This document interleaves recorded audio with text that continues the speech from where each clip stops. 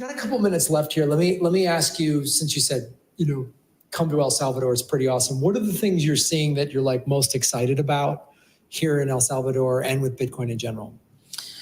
Oh man, it's all the people. And I say this because originally when I left Canada, my plan was to travel Latin America.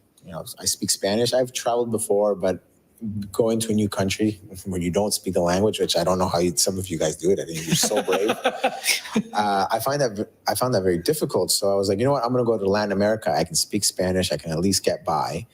And so the plan wasn't to stay in El Salvador, but I'm meeting all these people with great projects. And so I'm like, man, honestly, like I don't see more upside. As someone in finance, you're always looking for, let's name someone like Warren Buffett, and you're looking for value. You're looking for that upside. And I think El Salvador is that upside. Right now, there's nowhere in the world, at least to my knowledge, that has the upside that El Salvador has. We've been through so much as a country, and now you have all these people that, like you said, are way smarter than I am, have way more knowledge, more experience than I do. And they're choosing here out of all places. People that have never been to this country are coming here to start something and to do something that aligns with my values. Like it was a no-brainer. It was a no-brainer at all. And so I can't wait to see what El Salvador looks like in 5 years, 10 years, 15 years, 20 years, where I think people will be surprised when they arrive in San Salvador and they look around like, this is not what I expected. It's off the beaten path.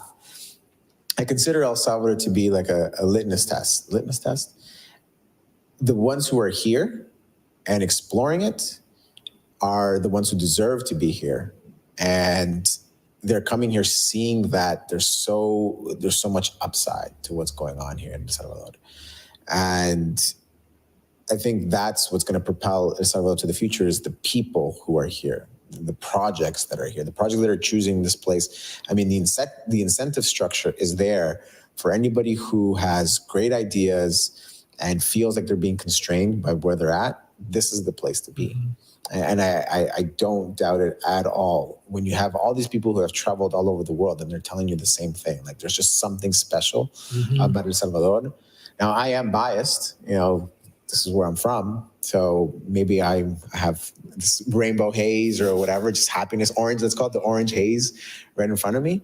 But I think for me, it was an easy decision and I can't wait to be a part of it. I think that's the biggest thing is I can't wait to be a part of it, to help propel the people here, help propel the country into being the place that we want it to be. I mean, I know it sounds cliche, but I'm just taking what Stacey said, but I really do believe that. I think it's the people that make El Salvador such a great place to be. And I have no doubt in the back of my mind that there's nowhere else I'd rather be right now. It's the people are a huge part of it, and as somebody who, prior to Bukele saying he's going to make it legal tender, this wasn't. Could you put it on the map? Could you find it on the map? No, I knew it was like down there kind of near Costa Rica because I've been to Costa Rica to surf. I had some buddies that went to Nicaragua to surf and I was like, all right, cool. I think it's down there, and I just kind of had that, isn't it pretty dangerous? Like that's all you heard. And then you come down here and everyone is so nice. And I think part of the sort of, again, like my Spanish is not great. It's getting better. It's beautiful. I started studying it. When I knew I was coming for the first time, I was like, bam, I got on Duolingo every day. And I was just like, I'm studying this. So I just was like, I'm doing this. And I live in California where there's a lot of Latinos and there's, a fair amount of Spanish speaking happening, but obviously not like here. And then coming down here and I noticed, when I first had dinner with Max and Stacy, they were talking about they lived in Berlin when the wall came down. And they're like, it feels like that.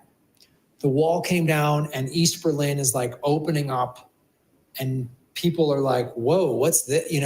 And new businesses poured into there. And now Berlin is this artistic hotspot. And, I was like, oh man.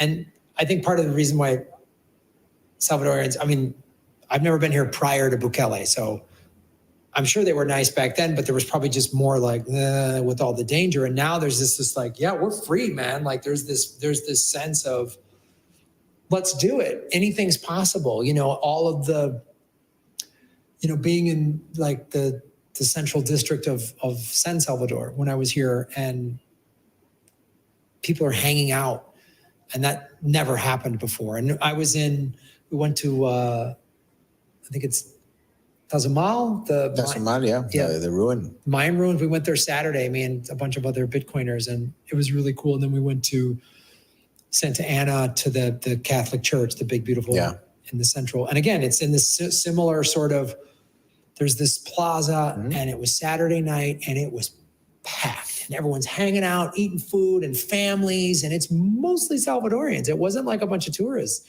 And that's the cool thing. I've gone to some little beach towns to explore, like Los Cabanos, and it was also, I was like the only like tourist there. And I was like, this is cool that they're like going, this is like people, probably my guess was like people who live in Santa Ana, that's their beach town. And I was in Punta Roca surfing like a week or so ago, and that fish market and the boardwalk, and it was like, all locals. And I'm like, this is awesome, man. Like they just feel like the people are like reclaiming their country. Yeah. With obviously the people who've been living here, but then folks such as yourself who like, you're coming back, you want to give back, you want to be a part of this.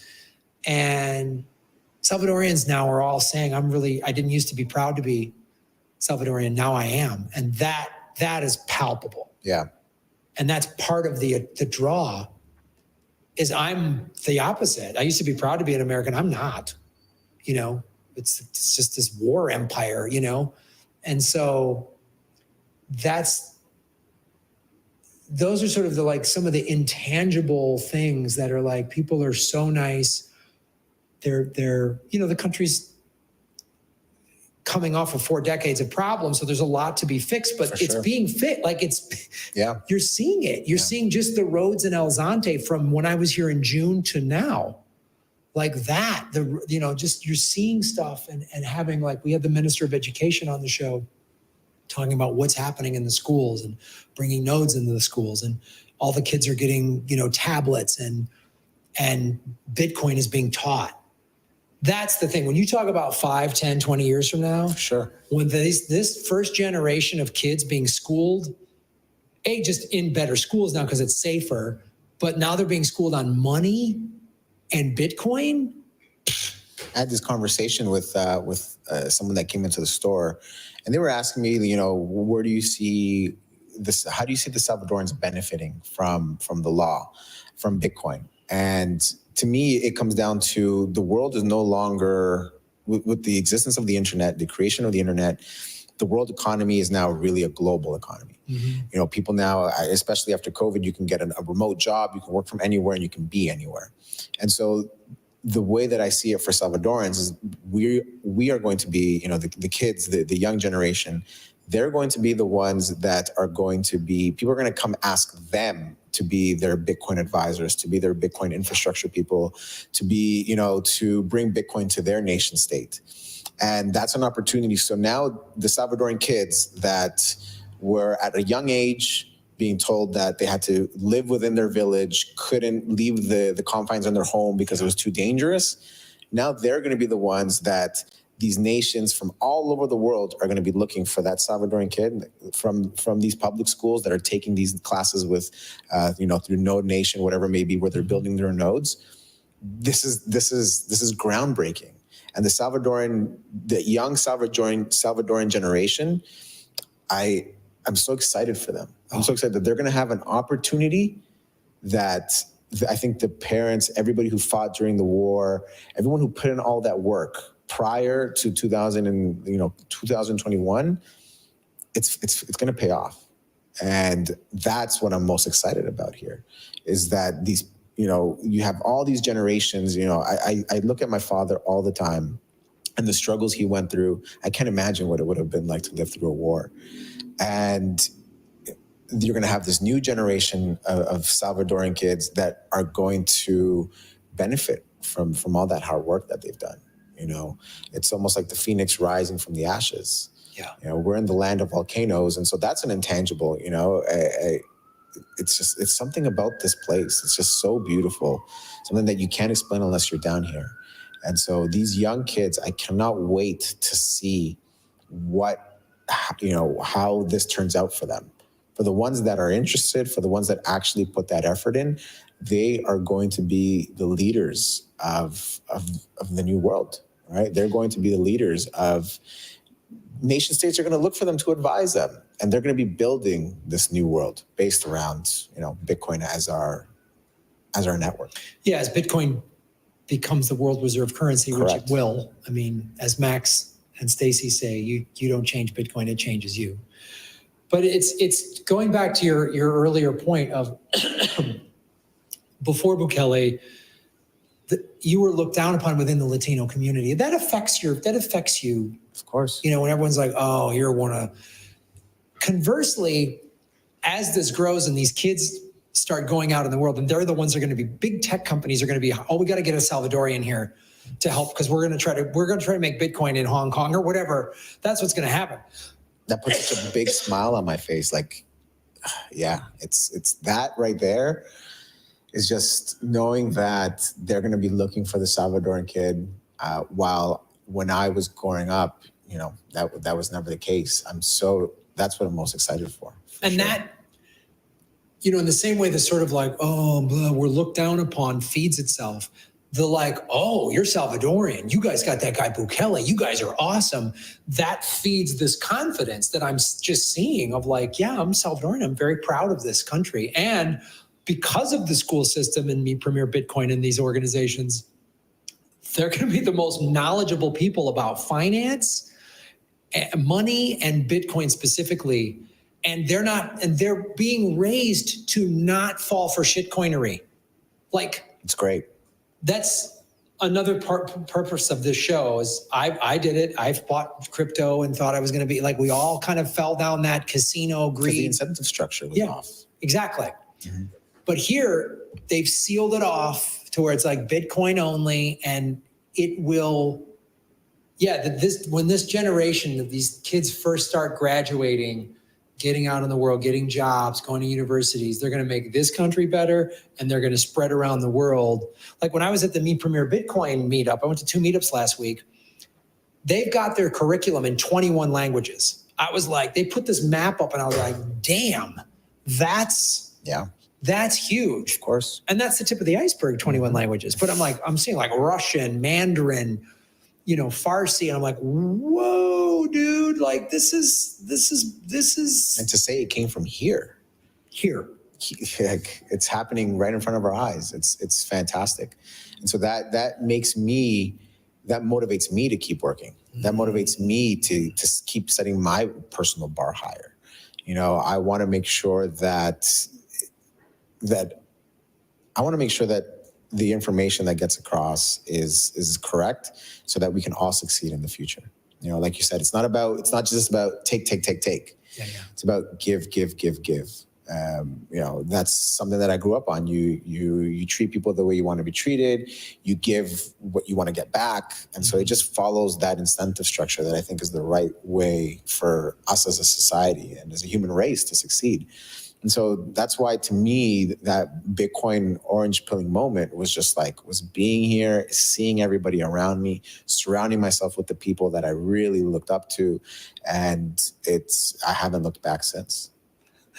Well, Ron, it's awesome, man. It's been great to meet you and see your store and have you on the show. Really appreciate it. Tell people where they can follow you when, and again, when you come to El Salvador, Bitcoiners, you got to go to Zonte. That's like, Vatican City or whatever for Bitcoin, whatever you want to call it.